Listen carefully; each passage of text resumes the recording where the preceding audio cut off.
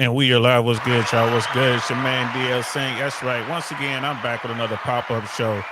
I told you it's going to be crazy over the summertime. It's not going to be a set schedule for me. It's not going to be a set schedule. We're just going to be out here doing. We're going to get in when we can. Get it in when we can. So I'm just checking the sound. Everything is good. Looks like the feed is good. Um, yeah, y'all. It's.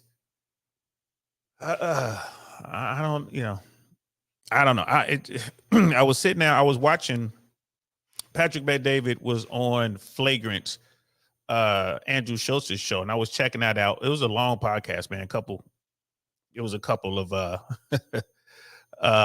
hours, couple hours plus, but it was a great interview, great podcast. I got to give it to Andrew Schultz, man. Schultz is one hell of a comedian, businessman. He did all this, doing what he's doing. I remember comics were talking about what he was doing, building the set, how he was doing it, and it's paid off for him. Shout out to him. Even though they say some stuff that's controversial. There's a lot of stuff I don't agree with, but like everything else, man, I got nothing but respect for Schultz. I've met him, but like I never got an opportunity to really sit down to him because I've been thinking about it. I'm like, man, Schultz been in the business for a minute. How is it I never met him? And I have. I've been in a room with him. I've been introduced to him, but I never like sat and broke bread or did shows with him or haven't do any of my shows or anything like that. But we met through mutual friends. Took me a while to think on it. And I'm like, no idea, me, dude. It was at the Comedy Store, and I got introduced by my buddy Brett Ernst. Introduced me to him, so I know dude. You know what I mean? I know dude. So and I've seen him perform. Like I said, the dude's on stage, man. He's one of the top cats out there doing it right now, bro. For real. Taking chances out there, getting it. So shout out to Andrew Schultz. You know what I mean? And he's loyal to his team. I don't know anybody on his team. I've never worked with anyone on his team or anything like that, so I can't really speak for the dudes. All I know about him is what I see on YouTube, and that is what it is. You don't know who you don't know. You feel me? That you can't judge what you see on YouTube to judge someone's character, true character. You know what I mean? You gotta know them in real life. That's how I look at it. So it is what it is. But yeah, man. I want to talk about something I saw. And I saw this on Breaking Points. This was a few hours ago. And talking about something that we've been talking about on this platform for a while now. We're talking about issues facing Florida, and there are a bunch of them. And right now, Florida has a governor who's more worried about his next job than his current job. So Trump has already came out against DeSantis, pointing out some issues that's going on in Florida, and Breaking Points, Crystal covered it. And again, this is what we've been talking about already. And just sometimes you see stories and it's like, bro, you see it and you're like, man, that right there, that is the truth. Like little shorty ain't lying, man. It's the truth. What she's talking about is going on right now as we speak. So I wanted to do something on that. And that's what we're doing here now. Sorry guys, I'm catching up on some networking stuff I'm doing here, man. My bad. Excuse me for being distracted. All right, we're done. So let me go back and get back to what we were talking about. It's a problem. It's absolutely, definitely 100% a problem. And Crystal summed it up in a 6.5 minute piece that we're going to react to. Again, Breaking Points, man. If y'all haven't a sub, go over there and sub Breaking Points on YouTube. Go to their website, and because it's all funded by people who support them. Is all supporter funded, and they're building new studios, and they are really competing with mainstream media. Sagar and Crystal both came from mainstream media. They got fed up with the corporate politics that was going on, and they couldn't tell people the truth. So they started their own thing, and they're out here getting it in. So please go over there and check them out, support them. That's what I'm doing. Every time I get a couple extra bucks, I go over there and I support. Shout out to we got the Knights in the house. My brother Jack Black's in the house. What's good, Knight? I see you. Templars in the building. Yes, we are. And man, I just got to tell you, man, like this is This is crazy, man. So let's jump right into it, bro. Let's pull this up. Let's jump into it. I did not. Let me set the screen up. Sometimes, bro, I be moving too fast for my own good. I didn't have it quite set up. I got it set up now. And we're going to listen to what Crystal has to say. Like, for real, pay attention to this, guys, and especially on Team Replay. If you're watching this on Team Replay, pay attention. What they're talking about, this insurance thing, especially for homeowners insurance, is not just affecting Florida. It's affecting Texas. It's affecting California. It's affecting Colorado. This is a West Coast thing. It's affecting any a West Coast thing when it comes to wildfires and earthquakes and sinkholes and stuff like that. Any place where they're having extreme weather, tornadoes, this is gonna affect the Midwest as well. It's certainly hitting Florida hard. It's gonna hit Florida first. So we're gonna get into it, and you guys will see what I'm talking about. So let's check this out, man. As you know, Donald Trump has been relentlessly hitting Ron DeSantis with every attack possible, throwing it all against the wall to just see what sticks. But somewhere between slamming his lack of loyalty and alleging that he's a groomer, Trump threw an interesting critique into the mix. In a post a while ago on Truth Social, Trump wrote, quote, Ron DeSanctimonious is delivering the biggest insurance company bailout to globalist insurance companies in history. He's also crushed Florida homeowners whose houses were destroyed in the hurricane. They're getting pennies on the dollar. This is the worst insurance scam in the entire country. Now, if you don't live in Florida or work in the insurance industry, you could be forgiven for having no idea what Trump is talking about here. But whether or not this particular attack on DeSantis sticks, there is actually a lot to say about the underlying problem that Trump is wildly gesturing at. It's an issue that is increasingly relevant not only in Florida, but in states across the country. Due to climate-fueled disasters, vast swaths of America are becoming essentially uninsurable. Homeowners are getting gouged, state insurance funds are collapsing, and private insurers are demanding bailouts and engaging, in some instances, in outright fraud. It is a mess with huge implications for homeowners and looming costs for the entire economy. She is not lying. She is not even exaggerating. She's not exaggerating right now. Crystal hit it right, the nail on the head. And remember, we've been talking about this over here. We've been talking about it. Florida has some problems, right? Florida's governor doesn't seem to be worried about these problems. He seems to be only worried about himself and, again, securing his next position. I've said this before. I'm going to say it again. Ron DeSantis should not have entered the race for president of the United States for 2024. He should have waited to 2028. My personal opinion. He had an opportunity. He could sit back, put a team together, and help fix the state. This insurance issue is not his fault. He inherited this. This is always an issue in Florida. But the fraud and everything that's going on now, what they're doing now is 100% him. It's happening on his watch, and he's not really doing anything about it. He's more worried about the Texas border, for instance. He's more worried about looking good to the mainstream media and appeasing the Republican base, really, and trying to win over Trumpers. He's more concerned about that. He's not concerned about this. Like, he's caused Disney to pull out $1 billion program, $1.3 billion. It was going to help the Orlando area, right? That was a bad move. This whole thing he's doing with the teachers are just leaving Florida in droves. This is a problem. And there are parts of Florida, a lot of parts of Florida where the home industry, right? The mortgage is like the houses are overpriced. Some places like 100% overpriced. You know, here where I'm in Central Florida, it's around 65% overpriced. And that's about to correct. That's going to be a problem. Florida has, for years now, had problems getting people to come here and work. There's still a labor shortage in this state. All these big things are going on right now, and DeSantis doesn't seem to be moving on any of it. He's more concerned with dealing with his run for the White House. And Trump is sitting here right now poking at him, because Trump knows this stuff is going on.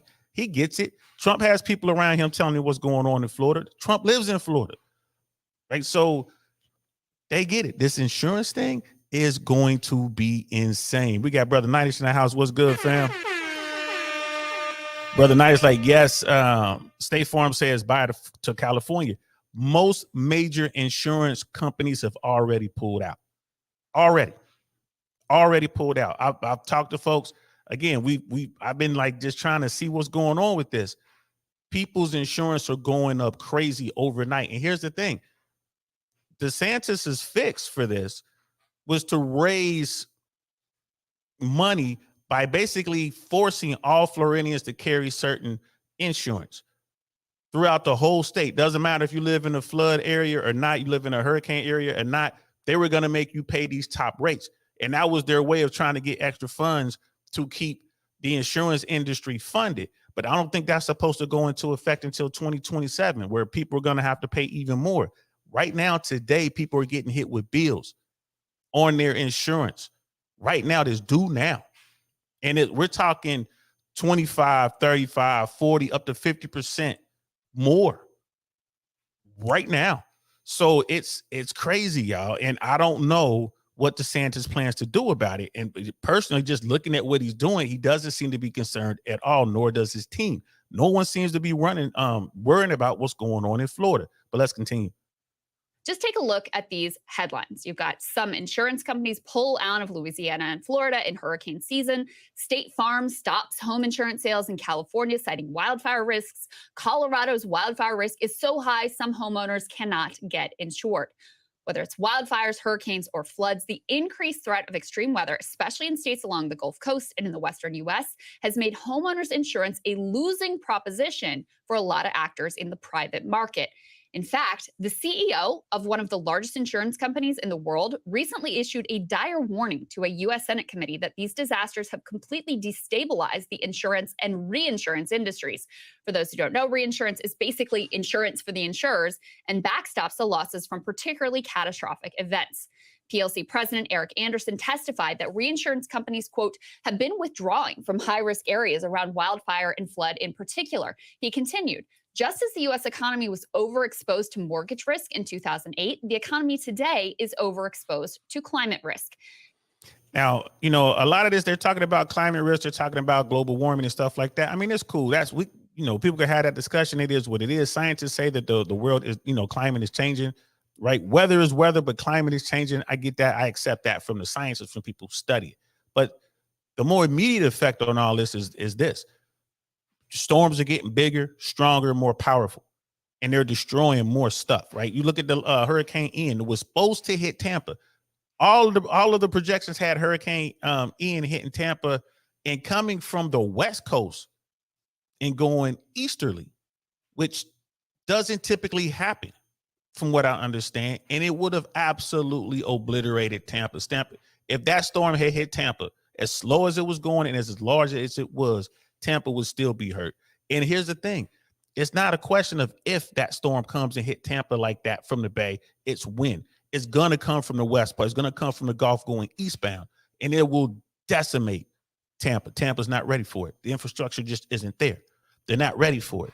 Luckily for Tampa, the storm hits further south, Fort Myers, Fort Pierce, Sarasota, that sort of thing. People down there are still suffering. They're going to talk about that in this, as Crystal continues, but people are getting screwed. And a lot of people are like, well, what's the big deal? Well, if you own a home in California or Florida, right, or Texas, right, in a tornado alley or something like that, and let's say a wildfire hits your house, like that house in California might be a cheap house, might be $600,000, right, depending on where that house is. You talking about the LA area where I lived? Yeah, bro, you looking at $600,000-$700,000 and up. And when wildfires hit and burns your house down, you still got that loan that has to be repaid. If your insurance company doesn't cover the home, right? If you lost your insurance or whatever, or if they kind of screw you over on the back end when it's time to get it fixed, you still got to pay your mortgage, and you don't have money to get your house fixed. And the state might come in and condemn your home, like, well, it's unsafe. You can't live in here. So now you're paying for a mortgage on a home that you can't even live in. What are you going to do in the short term? You're going to go rent something else? Who can afford to do that? Right? That's what's going to happen out here in Florida. It's crazy, y'all. It's crazy. Let's continue. Anyone with a mortgage is required by banks to have an active homeowners insurance policy. So, what happens in this very unsexy sounding market can have huge implications for housing affordability. In high risk areas, premiums have been absolutely skyrocketing. In fact, after Hurricane Ian slammed into Florida as one of the most expensive extreme weather events in history, Florida homeowners have watched with horror as their premiums have gone up an astonishing amount. One analysis projected that Florida homeowners can expect a 40% rate hike this year alone. And that is if you can get insurance at all. Many states, including Florida, have watched as large insurers abandon the market altogether, leaving taxpayers as the insurer of last resort. In Colorado, desperate homeowners and would-be homeowners have been begging legislators to intervene in order to establish one of those state insurance funds. Up until now, they didn't need one. But wildfire risk has made areas close to forests in particular difficult or impossible to insure. You see what's going on here. All these states are encountering this issue. This is a massive issue. Like states like Florida already have these funds set up, and there's supposed to be money set aside to help with these things. The problem is every year or every other year, you have these massive hurricanes that smashes into Florida. Hurricane season, y'all, happens all the time. I lived in Miami for 3 years, and every year you see the hurricane. You just sit there and watch them form and slowly make their way towards America. Every single year. Every single year. And even this year, Ron DeSantis some months ago already said that the insurance company of last resort, I think it's Citizens, which is the state-backed insurance company, they're insolvent. He made that announcement 3 or 4 months ago.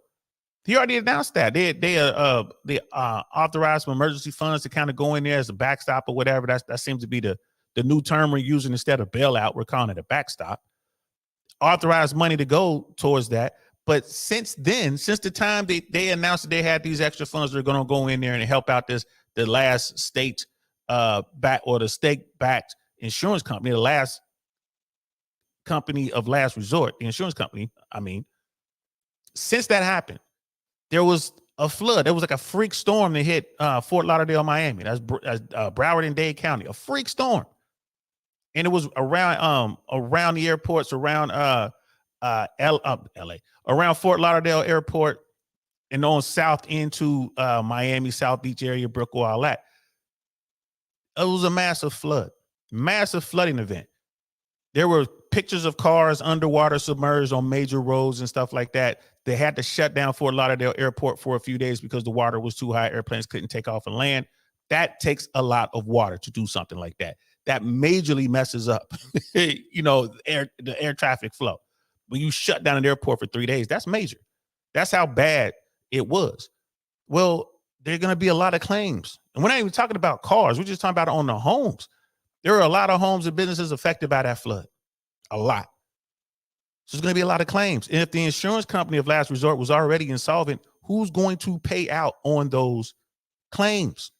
That's the major problem, right? And if you're the governor of the state that's dealing with that, you need to have a team. You got to be ahead of this thing. And I honestly believe that DeSantis and his people thought, well, we just set aside this little money to be enough. That money's already gone. I guarantee you that money is already gone. We haven't even gotten into hurricane season yet. There will be another storm. How bad will the storm be? Don't know. But people are going to get their roofs ripped off. They're going to be like branches crashing through your windows and stuff like that. Water damage is going to be flooding. It's going to happen. Who's going to help pay for it? And you got people who are paying these premiums on these insurance policies, and they're going to get the business when it's time. It's like, we need this money. Help me put my house back. And Chris was about to get into what's going on with some of these claims and how these people are getting hurt. Remind you, this is the state-backed insurance company in most cases that there's going to be doing the stuff that she's about to talk about, these shenanigans. Check this out. California's state insurance plan has a massive $332 million deficit, thanks to an influx of new policyholders due in part to an increase in wildfires. Now, every year, that state seems to set a new record for the expense and the damage of those wildfires. Overall, state sponsored plans across the country have seen a 29% increase in policies in just a 3-year period. It is an unsustainable situation and something has got to give. And to bring it back around to Florida, the Sunshine State might be the best cautionary tale of what it looks like when the whole thing starts to give. According to a Washington Post investigation, Florida's insurance market began its descent into chaos in 2005 when devastating storms caused several large insurers like State Farm to flee the state. This left smaller, less financially stable firms to come in to try to fill the gap.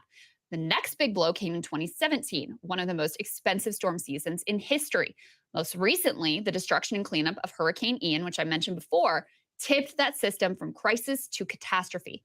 Left in the wreckage, of course, have been homeowners desperately trying to rebuild their lives after intense storm damage. Insurers have been caught engaging in outright fraud, denying legitimate claims or paying out a tiny fraction of the actual incurred damages. The Washington Post uncovered a scheme among insurers to systematically delay and underpay policyholders in the state. Meanwhile, insurance lobbyists ran to the Republican-led state legislature to demand additional protections in the bailout that Trump referenced in his attack on DeSantis. And, the man does actually have a point. The Florida legislature decided to create a taxpayer-funded $1 billion bailout fund for the insurers to tap if their losses were too great. They also... Now, this fund here, I'm not quite sure or familiar which fund this is. I don't know if this is the one that's supposed to go into effect in 2027. It could be, I'm not sure. And that's the one in which they're going to basically force every Floridian, every homeowner to have this coverage that they don't have to currently pay for. And they're going to use those extra funds to backstop or bail out the people who live in these places that's getting hit hardest. But in the short term, so let's say you got your house, right? You got your condo or whatever, and your insurance company leaves the state. They drop you. They're gone. And you can't find insurance.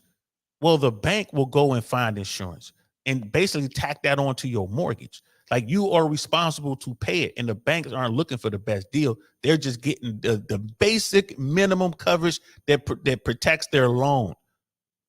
And they're going to make you pay for it. And if you can't pay that, if you can't cover that, boom, you lost your house. You lost your house in a time where property values are going down. You lost your house in a time where it may not, if you had to sell your house, okay, where are you going to buy? Because interest rates are so high. So where does that leave you? You're kind of stuck, right? This is a huge problem for homeowners in Florida. Now, if somebody who got money, if you're sitting on a lot of cash, this will be a huge opportunity to come down here and get some properties, but you'll be stuck in the same situation they were stuck in, trying to find insurance. This is crazy, y'all. Let's continue.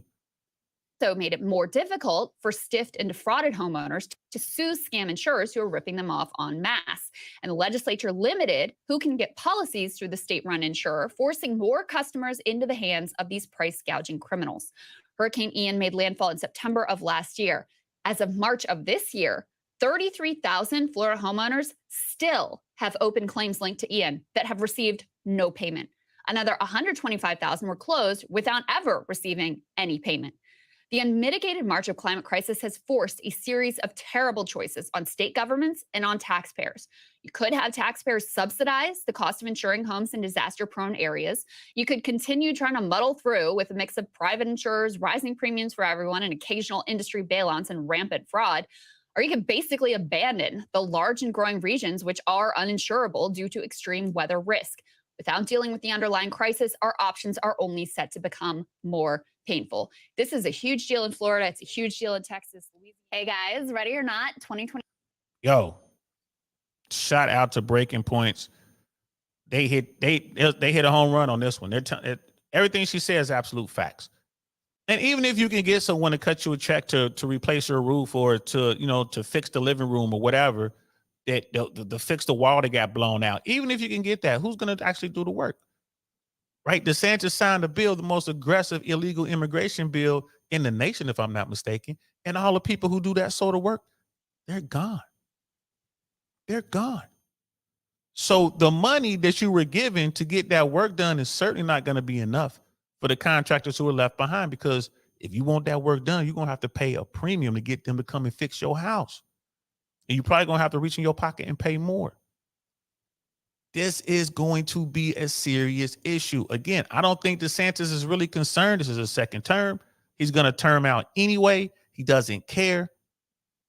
Right? He's going to make this run for the White House. I mean, I don't think he's going to get far at all. With stories like this going to start dropping and hitting, it's really going to mess up his chances of being a viable candidate for, you know, the presidency of the United States of America. Donald Trump is not going to let this go. Trump is going to sit back and just keep taking shots, man. Just keep sniping at him like pink, pink, pink. He's just going to keep taking shots, and everything Trump is saying are facts, and he's going to do it in the very colorful Trumpian manner that he always does, leaving DeSantis, who is the governor of Florida, stuck on stupid, which means he's going to be sitting here watching all of his citizens of his state just get crushed. This is something he should have been working on when the last hurricane hit, when Hurricane Ian hit. Remember, go back and watch that episode I did about Hurricane Ian. When the hurricane came, me and my family, we got up out of here. We went to Georgia. And we're playing with that storm. Right? Go back and see what we were talking about. We were saying it's going to be a problem. I said it way back then. Like, hey, y'all, it's going to be a problem. Just wait. The insurance business down here in Florida is shady. Mark my words. I said something similar to that. And here we are. It's starting to come through. It's what it looks like. It's just that first big crack, that big crack. And then you're going to have all those little splintering cracks to come off of that. And there's no way any one administration is going to be able to deal with this. Again, this problem isn't something that was caused by DeSantis per se. No, he can't control storms. But the fact that he is choosing to be concerned with his next job and neglecting his current job, that's gonna crush him. That's gonna crush him. You just look at it like Trump just sitting back waiting. Right? It's supposed to be a race between Trump and DeSantis anyway. DeSantis is continuing to lose. I think it was Patrick Bet-David that said, you know, you're talking about Trump and DeSantis. I think it was Andrew Schultz asked him, like, so how's it look for DeSantis in this, you know, this primary race with Trump? He was like, bro, he's down 37 points in his halftime, bro. He's like, I'm not saying he can't come back, but realistically speaking, no one comes back from being down 37 at the half in a basketball game. It's just in NBA, it ain't gonna happen. It's just one of those things. It could. Nah. Now you got this. Now you got this. So it is what it is. I see brother Mike's in the house. What's good, fam? How you doing, man? Damar Hamlin is healthy, out of recovery. That's what's up. Shout out to you, bro. Shout out to you, man. Appreciate you, man, coming through, man. And good for him, bro. Like that was a scary hit, man. That was a scary hit he took, bro. That was a scary night for football, bro. And that was in Cincinnati. That's my hometown, man. They were playing the Bengals. Yeah, man. That was a scary one. And brother Michael, like, I saw you super chatting and Fresh and Fit. Yes, sir. I had to support, man. It's Fresh and Fit and Valuetainment. They had Patrick Bet-David in the house and Adam, man. I had to, bro. I had to, you know, get my pennies out, count up my little pennies and send that in, man, to support that, bro. I'm gonna be down there Friday. There's an event with Fresh and Fit and Valuetainment in Fort Lauderdale Friday from 6 to 10 p.m. At the Valuetainment Studios. I'm gonna be there. Unfortunately, I was the VIP stuff sold out so fast I wasn't able to get mine. But, you know, I'm going to go down there and Uncle Sanko see if he could work some magic. You know what I mean? Maybe somebody have pity on the old dude to come in the house. I got, you know, I got some people on both sides. I got some people in Valuetainment. I got some people with Fresh and Fit. Of course, Myron Fresh going to be there. Maybe we could work some magic and I get back into that cigar lounge after the show, sit down and chop it up with PBD, chop it up with Myron Fresh, Adam, and the whole Valuetainment team. My man, Vinny Oshana down there. Yo, Vincent Oshana is one of the funniest comics in the business right now too. People don't understand that. They see him on Valuetainment and they look at Vinny like, whatever, bro. If Vinny comes to your town, you want to go watch that man perform. He is hilarious. His comedy, second to none. He has physicality with his comedy. Man, he's on point the way he sets his stuff up, man. It does his thing. Funny. He can rock any crowd. Any crowd, I don't care. Vinny has a joke about an Armenian dude who was giving him directions that doesn't speak English. Oh my goodness, man! Look, I ain't gonna lie to you, bro. So funny. Y'all get a chance to see Vincent O'Shannell perform, man. Stand-up comedy. Make sure y'all go check it out. Brother Michael saying it's an honor, Unc. Now it's an honor, man. I'm honored to have you, bro. Real talk, man. You one of my day one. You've been rocking out with me, man. You be everywhere too, bro. I be seeing you on everybody's, man. Like, hey, man, thank you, bro. That's all I can say about that, man. Thank you. I'm glad you here. Glad you rock with me. You know what I'm saying? It's gonna be fun, man. I hope you come down, bro. I can't wait to meet you in real life, bro. For real, for real. If you're gonna be down there at Valuetainment thing, man, definitely let me know, man. Or at some point, you know what I mean? I definitely gotta meet you, bro. Definitely gotta meet you. So yeah, man, getting back to this thing, like what they're talking about, the insurance industry down here in Florida is on the verge of collapse. It's on the verge of the collapse. Same thing in California, same thing in Texas, same thing in Colorado, right? Think about that. What are these states going to do when they realize this problem is too much for the state? They're going to go to the federal government. That's what they're going to do. They're going to go to the federal government. And what's the federal government going to do? We don't know. We don't know.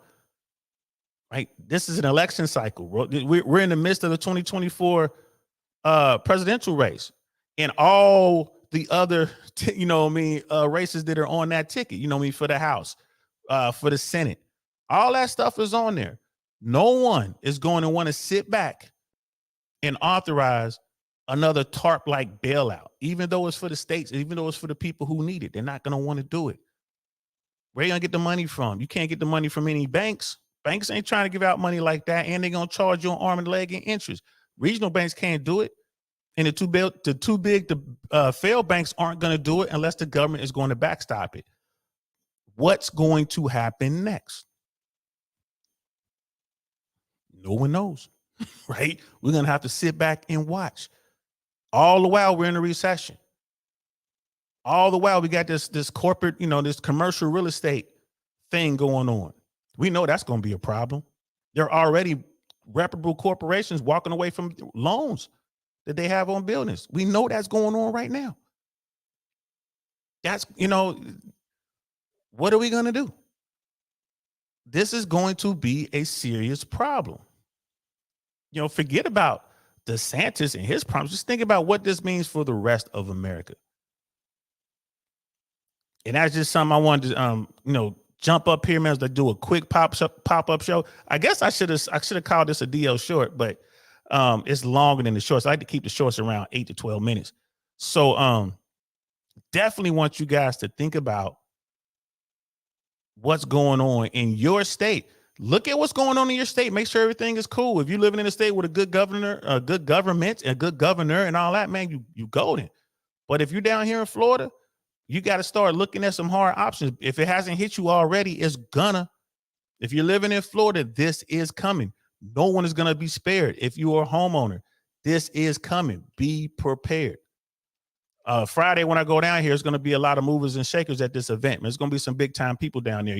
Patrick Bet-David came up in the insurance business. So I'm definitely going to be asking some questions like, hey, man, what would you do if you're in these people's situations? What are some good options? I'm gonna get as much information as I can, and I'm gonna be right back here to get that information out. Yeah, I'm gonna do my best to see what's going on. I know some people out there, some well-to-do folks who are in the real estate business and stuff like that. I know some well-to-do folks who have a lot of properties. I'm gonna ask them like, what's your plan? How do you handle this? For the big guys, it doesn't really matter. They'll figure out a way to do it. They have money. Most of the people I know who are in like doing that sort of stuff, they're sitting on cash reserves. It's not a big thing to them. And maybe there'll be some sort of write-off or something down the road. I don't know. I think a lot of their properties, there are write-offs. That's part of it, the insurance. So it might not necessarily be a bad thing to them. Oh, it goes up 40%. I could write off 40% more. I don't know. I'm going to ask them how that works. But for those people who are just regular folks trying to make it, what does that mean? What does it mean if you're just a regular folk and you manage to get yourself 2 properties, 3 properties, right? Your insurance just went up 40%. You're going to pass that along to your renter who's barely making ends meet as it is. That's it. You increase the rent, they're not going to be able to afford to live there, right? Again, it's going to be a lot of belt tightening. So you're going to see a lot of layoffs. There are people out there, I think it was George Gammon, who was saying at some point over the next 18 to 24 months, he would not be surprised to see double-digit unemployment. Right? All that is coming at the same time. This is just the beginning. People are just looking at the numbers like, yo, how are we going to fix this? I don't know. Like, I have no answers. I don't. But what I will do is go out and get as many answers as I can, bring them back to this platform. I'm sharing with everybody, man. Like, here, try this, try that. You know, hey man, this might be the thing to help people get over their fear of relationships, right? Like, yo, it's tough out here on my own, man. Let me shack up with somebody for a while, stack some chips. You know what I mean? Have somebody to curl up with. This might be one of those things that force people into relationships. Like, let's figure this out. Let's get this a try for the next 24 months. You know what I mean? Let's go ahead and get this a try. We'll sell this house and we'll move in here together, and we'll have all the paperwork drawn up. We're not getting married, but we're going to go ahead. We're going to track how much money is invested, and we'll revisit this relationship here in about 24 months and see if it's worth staying together or not. We might see stuff like that, bro. Who knows? But it's time to get creative, y'all. They keep saying that, winter's coming. Winter's here. Winter's here. We're about to hit it hard. Like I said, there's going to be some deals out there. Definitely blood in the street. There's blood in the streets. There's going to be opportunities out there for folks. Tons of opportunity. The government is going to have to get involved to some extent, in my humble opinion. They're going to have to get involved. Now, where they're going to put the funds, where they're going to do the backstop, and where they're going to do the bailout, don't know. Historically speaking, they're not coming for the average American. They're not coming to bail out regular Americans, help them stay in their homes. Historically speaking, they're not trying to do that. Maybe they'll pass some sort of law that says, I don't know, you can't evict them, or, as a process to draw out the eviction process. I don't know. Maybe they'll do something like that, but they're going to give any money to anyone. It's going to be to the 1%, right? It's going to be to banks. It's going to be to corporations. We'll see. There's going to have to be some sort of government intervention, in my opinion. I just don't know where they're going to place that yet. I just can't see it. I just don't know, especially when the layoffs come. Like, I just don't know. Food costs are going up. Gasoline, of course, we already know, like utilities, gas, and all that kind of stuff has been going up. It's going to continue to trend up. And housing prices are going down. And wages are going to go down. Like, Americans aren't necessarily making more money. It's stagnant, if not lower, when you add in inflation. So who knows how this is going to work? I know I don't, man. Wonderful 34s in the house. What's good, fam? Good to see you. Just sitting here talking about what's next, bro. It's just talking about what's next. For those who can get out there and work, get out there and hustle. That's all I can say. Get out there and hustle. Figure out ways to make some extra cash. Make the money off the books if you can. Ain't no money like that, under the table money. Wink, wink. Of course, we all pay our taxes, right? Make sure you pay your fair share. But you get me. Get out there and hustle. Figure out a hustle. Figure out a way to get some bread. You're going to need it. You're going to need it. Paper routes, lemonade stands, all that's going to come back into play. You know what I mean? Again, down here in Florida, there's a labor shortage. So you can come to Florida and start working tomorrow. Absolutely. You can. There's tons of positions out here, from restaurant work, service work, all the way up through construction into factory works. Because think about it. There's currently on the way, there's a big migration of skilled workers who are here undocumented. They're illegal. They're leaving. If you want to go work at a hotel, hospitality, you can get hired tonight. Right? If you're out there, you're a contractor, or you have skills, right? You can hang drywall and all that. You can do all that. You can do concrete work and all that, landscaping. If you don't have a problem going out here picking oranges, man, getting out here in this hot Florida sun and going out there, all these jobs are down here, and you can name your price. They're gonna pay you top dollar to come down here and work. So there are ways to make money, y'all. Get that cash, stack that cash, and do what you got to do to weather this storm. And again, I think it's going to take between 18 and 24 months, about a year and a half, 2 years. And I think it'll be over. By that time, I think it'd all be sorted out. But bro, oh my goodness, man. It is some crazy stuff, man. We got my favorite Devil Dogs in the house, brother Marcus. What's good, fam? Shout out to you, bro. Appreciate you, man. So, yeah, just real quick. You caught us at the end, man. I just wanted to jump on real quick. Now we're in the summer months. I jump on when I can. This time tomorrow, I'll be on stage again. I'll be performing at the Gimmick again. Again, I'm down there working my way in on the comedy thing. And on Thursday, I'll be at the Improv.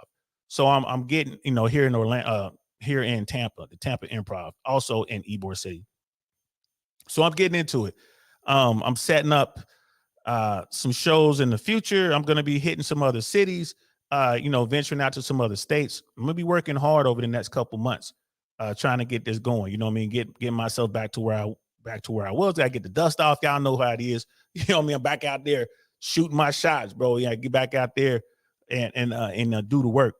But I love comedy, so it's gonna be fun. It's gonna be a good time, bro. I'm looking forward to it.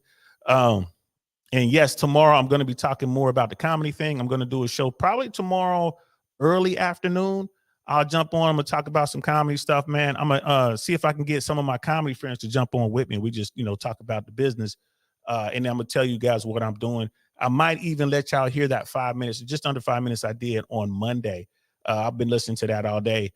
And I got a little bit there. There's some stuff. Of course, it's rough. Whenever I do open mics, I do unscripted, brand new stuff. I go off the top. I go off the dome. It's like a freestyle kind of thing. And then I listen to the crowd. Okay, what they laugh at, and then I can build on this. I could probably land this a little better. So yeah, you know what? We'll do that tomorrow. We'll do that tomorrow. I'll play the tape. You guys can listen to it, and I can anybody got any questions, I can kind of tell you what I'm thinking and what I plan to do, how to move stuff around. I'll be taking suggestions, but you got to understand, some of the suggestions I'll tell you if it was good. Some of them I might tell you like, oh, that won't work, and this is why. So that'll be a fun show. We'll do that tomorrow, bro. It'll be sometime between 11 a.m. and 1 p.m. Eastern Standard Time. We'll do that, man. I'll probably make a thumbnail when I wake up. Lately, I haven't been able to sleep, y'all. I've been up to like 6 a.m, trying my hardest to sleep. So I'll probably go out running or something tonight. I gotta do something to tire myself out so I can, get some rest and get up early and take care of business. But yeah, man, it is what it is. Brother Terusa's in the house. What's good, fam? Says, hope this issue stabilizes for the people in the near future. It will not, bro. It will not. How can you stabilize it? It's too much of a loss. Like, insurance companies are losing mad money. That's why they're pulling out. No, there's no profit in it.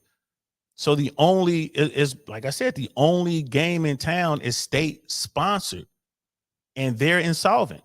I'm talking about Florida. I don't know what the situation is in California. I don't know what the situation is in Texas or Colorado, but I imagine it's similar. This is going to be a problem, and these states are going to be asking the government, the federal government, for help. That's what's going to happen. Maybe they'll do something along the lines of the declaring disaster areas or something like that. I don't know if they can, but maybe they'll do something where the government can kind of throw some cash in there and help them out. I don't know. I just don't know how much money they're going to need and how they're going to get it and what that means for the rest of America. Just start printing money again. What's that going to do to inflation? You see what I mean? There's no getting around the pain. It's going to hurt. And who always gets crushed? The people at the bottom. The people at the bottom always get crushed. So we're just going to have to wait and see. It's one of those kind of things. You remember, like in the Army, at least in the Airborne Army, man, it's one thing that's to always tell us when it's a wait and see kind of situation, hold what you got, Airborne. So that's what we're going to do. Just hold what we got. We're going to see how this plays out. Like I said, I know people already who've already told me their insurance has gone up, at least a quarter. And that money is due ASAP. It's like now. You ain't know, this is going to be due in 6 months. Like, no, we need this money right now. So that's going to be a problem, especially when we live in a world where the average American cannot handle an unexpected expense of $400 or $500. Man, we're talking about $1,100, $1,500, $2,100 due now. That's what we're talking about, bro. That's what we're talking about. That's money. That's money. In a place where people are living check to check and they're already hustling. They're already out here working hard. So I don't know how this is going to play out.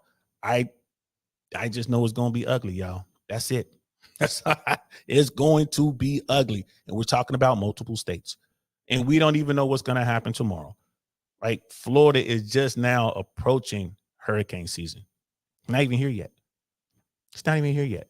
Wildfires are still burning out west. You know what I mean? Tornadoes are just running rampant.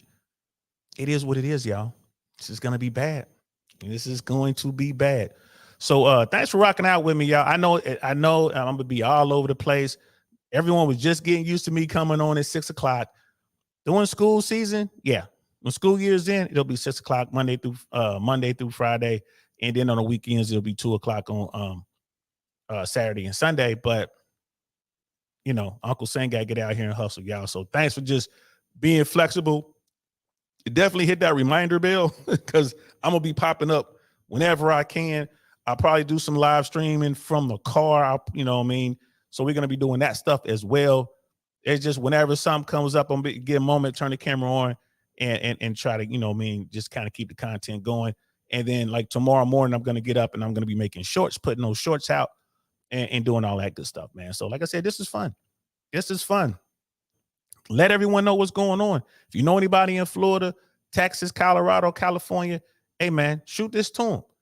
You know what I mean? Or I'm going to link the Breaking Points clip in the description. Shoot that to them. Say, hey, this is going on, man. Y'all all right? And, you know, let's try to take care of each other, y'all. Let's give it a try, man. So thanks for rocking out with me, man. Y'all know what it is. I'm DL Saint. This is the DL Saint I Really Want to Know podcast, man. I'm going to holler at y'all later. Peace. Darn, that's the end. It's getting worse, y'all. It's getting